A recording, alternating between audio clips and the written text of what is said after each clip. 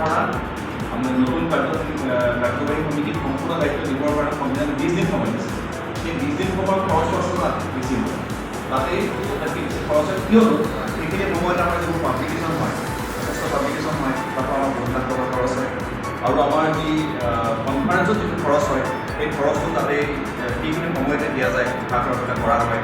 তদুপৰি আমাৰ সদস্যসকলৰ দিয়ে বিল, তেওঁলোকে গোটেই অসমত ভালদৰে যেতিয়া কামত যায় দিয়ে বিল, সেইবিলাকো সেই সময়তে দিয়া যায়। গতিকে আচলতে গোটেই বছৰটো যিখিনি টকা খৰচ হয় তাতকৈ কিছু বেছি টকাহে কেতিয়াবা এই ইণ্টাৰিম পিৰিয়ডত খৰচ হয়। আৰু সেই ইণ্টাৰিম পিৰিয়ডৰ যিটো অডিট সেইটো নতুন কাৰ্যনিৰ্বাহক সমিতিয়ে সেই ৰিপৰ্টটো ভালদৰে পুংখানুপুংখভাৱে পৰীক্ষা কৰিব লাগে। পৰীক্ষা কৰাৰ পিছত যদি তেওঁলোকে গৃহীত হয়, তাকে একচেপ্ট কৰে, তেতিয়াহ'লে পিছৰ বছৰ কনফাৰেন্সত আকৌ সেই যিটো আমি ইণ্টাৰিম পিৰিয়ডৰ বাজেট অডিট ৰিপৰ্ট সেইটো গ্ৰহণ কৰা হয়।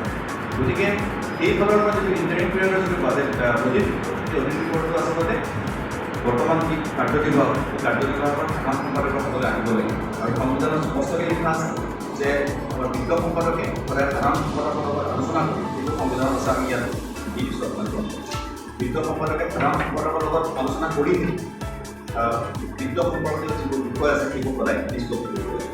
কিন্তু সেইফালৰ পৰা যেতিয়া আমি আহ্বান কৰিলোঁ যে বিত্তীয় বিষয়টো আমি নিশ্চয় চাব লাগিব, যিহেতুকে ইণ্টাৰিম পিৰিয়ডতে আমাৰ বেছি টকা খৰচ হৈছে আৰু আমাৰ কৰিবলগীয়া বহুখিনি কাম আছে, কিন্তু আমাৰ একাউণ্টত যিটো কম টকা আছে গতিকে আমি কেনেদৰে চলাম চাওঁ ভালদৰে আমি পৰীক্ষা কৰোঁ।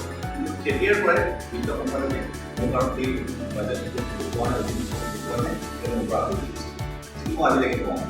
গতিকে যিটো আমাৰ সংবিধান প্ৰয়োজন, গতিকে অনুভৱ হ'ল কথাটো হৈছে এনেকুৱা যে আমাৰ যিখন সংবিধান আছে, সংবিধানৰ আৰম্ভণিতে আমাৰ যি উদ্দেশ্য লিখা আছে, সেই উদ্দেশ্যত কিন্তু স্পষ্টকৈ লিখা আছে যে আমাৰ কৰ্তব্য কেৱল আমাৰ কৃষকৰ সমস্যা সমাধান কৰাতেই নহয়, এই কৃষকসকলৰ সমস্যা সমাধান তেওঁলোকৰ যি অভিযোগী বা সমস্যা থাকে, সেই সমস্যাবিলাক যদি চৰকাৰে সম্পূৰ্ণ নকৰে, তাৰ কাৰণে আমি নিশ্চয় লাগিব লাগিব বুজিব লাগিব। কিন্তু তাতোতো এটা আমাৰ ডাঙৰ দায়িত্ব সংবিধানে দি থৈছে, সেয়া হৈছে কি অসমৰ সৰ্বাংগীন উন্নতিৰ কাৰণে, অসম তথা উত্তৰ পূৰ্বাঞ্চলৰ শৈক্ষিক উন্নতিৰ কাৰণে কাম কৰিবলৈ নিৰ্দেশনা দিছে, সংবিধানে প্ৰথমতে দিছে। গতিকে সেইমতে আমি বহুতো কাৰ্যসূচী বা বহুতো আমি শৈক্ষিক কাৰ্যসূচী কওঁ।